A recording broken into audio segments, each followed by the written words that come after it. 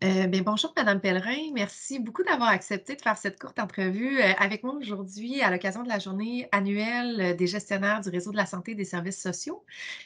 Pourriez-vous me nommer votre titre au complet et me dire depuis combien de temps vous êtes gestionnaire au CHU de Québec Université Laval? Oui, présentement, je suis coordonnatrice du bloc opératoire, salle de réveil, chirurgie d'un jour et clinique préopératoire à l'hôpital Saint-François d'Assise. C'est un poste par intérim. Mon poste est chef d'unité, mais je suis la coordonnatrice là, par intérim sur le même département. Je suis gestionnaire depuis avril 2017 pour le CHU de Québec. D'accord, merci beaucoup.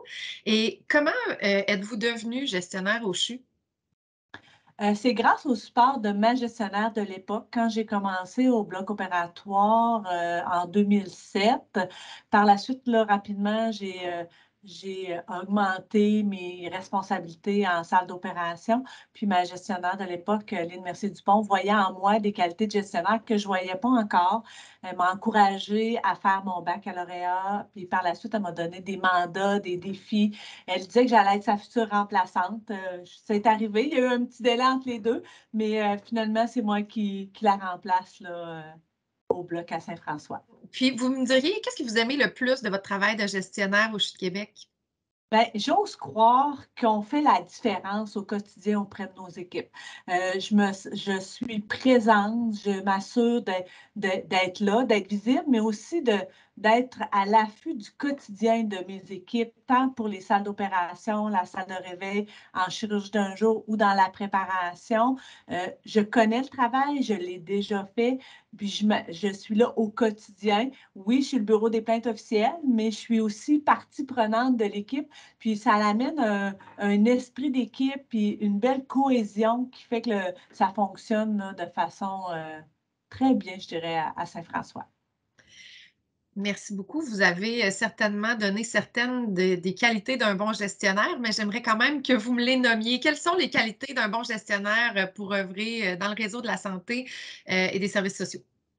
Ben, il faut être honnête, hein, transparente, puis très humaine. La valeur d'humanisme, je pense que c'est quelque chose qui est très important au CHU de Québec. Ça fait partie de nos valeurs, mais au quotidien, ça fait vraiment toute la différence là, d'être là pour chaque employé. Chacun a sa petite histoire, chacun a ses défis, a ses réalités différentes, puis d'être là, d'être présent, c'est ce qui fait que ça amène l'équipe toujours un petit peu plus loin.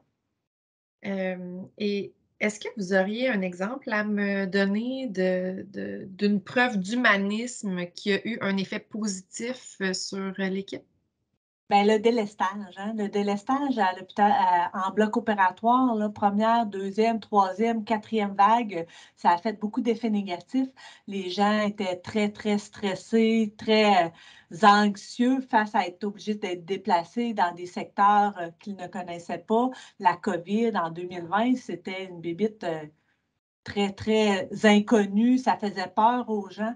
Puis de prendre le temps d'expliquer aux gens, de dire comment moi je me sentais face au délestage, puis comment je le vivais un petit peu par procuration, cette anxiété, cette détresse qu'elle allait vivre là au quotidien, a fait que les gens ont passé au travers, ont eu leur résilience, ont été capables de surmonter ces épreuves-là. Après toutes ces vagues, il y a très peu de personnes au bloc opératoire de Saint-François d'Assise qui ont quitté le bloc, mais qui ont aussi quitté le CHU. Il y a eu des vagues un peu partout de démission. Oui, il y en a eu parce qu'il y a toujours un certain pourcentage, mais l'équipe est devenue encore plus soudée.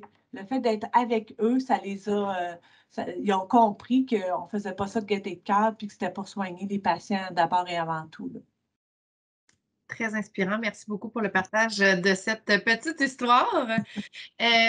L'autre chose que je voulais savoir, c'est pourquoi vous avez choisi le CHU de Québec Université Laval comme employeur?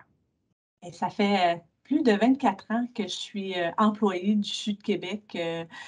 Pour moi, servir la population, c'était d'abord ça ma vocation d'infirmière, puis de travailler pour le CHU de Québec. C'était le CHUQ à l'époque, c'était pas Oui. le CHU de Québec, hein. C'était quand même, les hôpitaux de la région de Québec, c'était pour servir la population, là, en partant. Il me reste 2 questions pour vous. Tout d'abord, j'aimerais savoir, pourquoi votre, travail comme gestionnaire au CHU de Québec Université Laval est essentiel? C'est le travail, du gestionnaire fait partie de l'équipe, hein. Puis l'équipe, c'est le moteur, c'est ce qui fait un tout pour le CHU de Québec. Chaque personne dans la chaîne est aussi importante, tant le gestionnaire que l'infirmière, le préposé, la personne à l'entretien ménager, aux cuisines. Tout le monde fait partie prenante de ce grand casse-tête qu'on n'y arriverait pas si on n'était pas tous là. Merci beaucoup.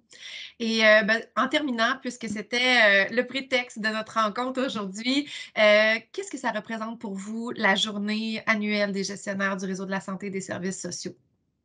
Ben, je pense que la journée annuelle, ça nous permet de prendre le temps de s'arrêter puis de dire: «Oui, nous aussi, on est important dans ce réseau. Nous aussi, on doit prendre notre place».